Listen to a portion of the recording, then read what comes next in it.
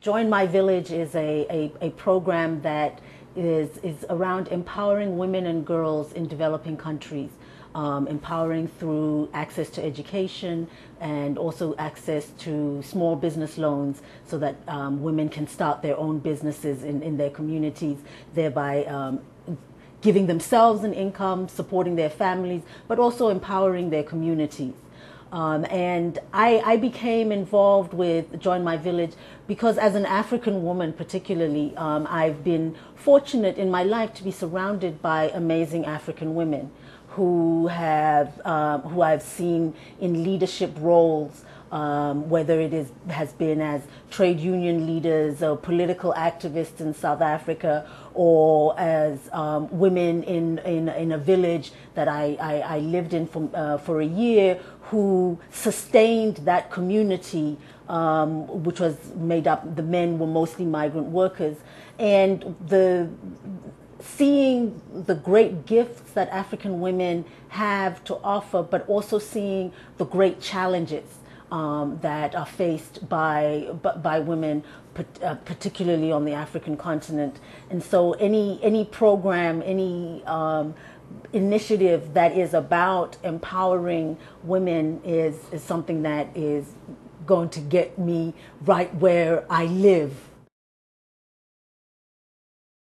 The traditional leaders, the religious leaders, the community, they began, there are things like this organization, Join My Village, who are working in so many parts of the world, slowly, quietly, unobtrusively changing attitudes.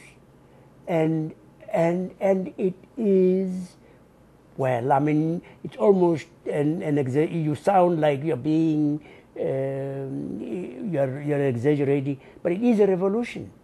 And you see the difference. We were saying it is possible to end child marriage in a generation, because, as Naomi was saying, once say a child gets primary education, secondary education, that woman is not likely to allow her child to be married as a child, under 18,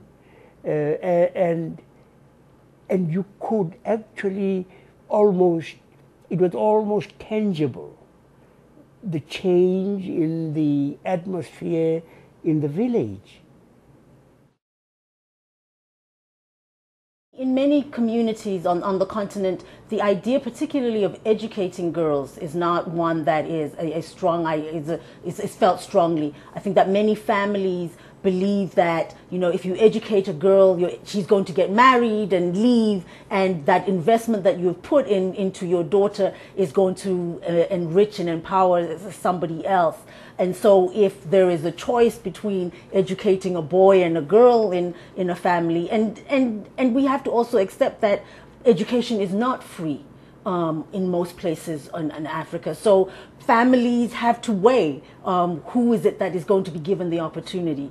And most often when that weighing happens and it's between a boy and a girl, families choose to educate boys. So that tradition of the idea that you lose any investment you put in your daughter has been something that has held back opportunities for girls, and also the traditional view of women as you need to protect women, and so when higher education, even secondary schools are largely boarding schools that are away from your home community, then families are a bit suspicious about, how are we sure that our daughter is going to be safe, is going to be protected, is going to continue to live by our traditions if we've sent her even to a neighboring town, not even talking about sending them to a different country, even to a neighboring town. So all of those perspectives of what a girl and what women are have held women back and have limited opportunities for women and girls. When everybody in an economy, in a society, is able to give of their gifts to that economy, to that society, that the economy and the society has to be enriched. So when you have limited the opportunities for over 50% of the population to be successful economically, professionally, socially, politically, then you've limited the options for the society as a whole.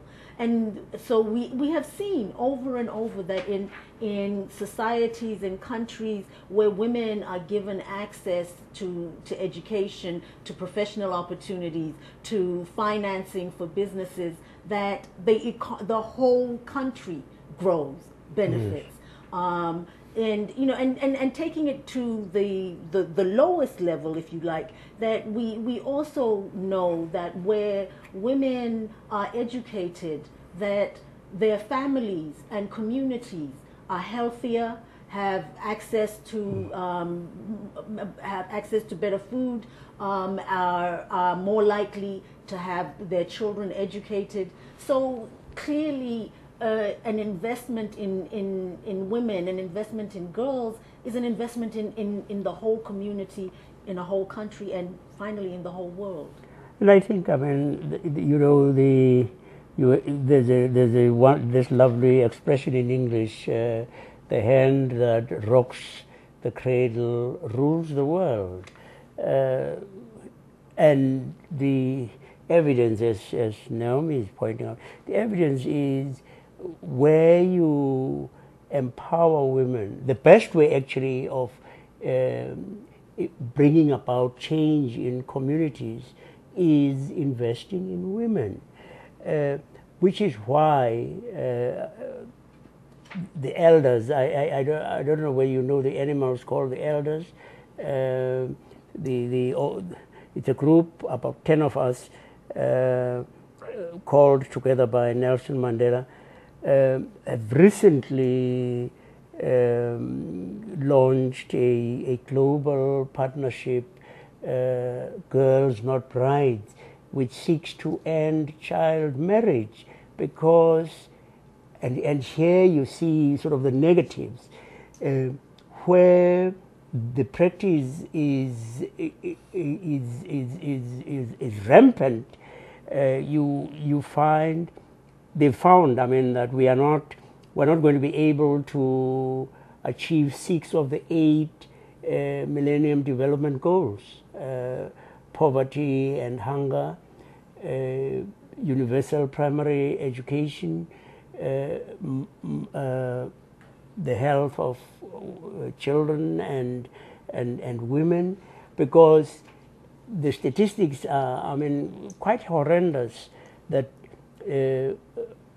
girls who give birth when they are under 15 are 5 times more likely to die in the process than girls 19 and 20. So we've just launched this, and believe, I mean, that it's going, I mean, the repercussions are going to be tremendous for many of the societies. You know, I think in particular it has been about living my life. That both of my parents were very clear to us from early on in our lives that they were living the life that they felt called to live, and that they believed that that was what each person on our planet should be able to do, and therefore that was what they encouraged us to do, to live the life that feels true to you, with a couple of provisos. I mean, that it needs to be a life that is in some way building a better world.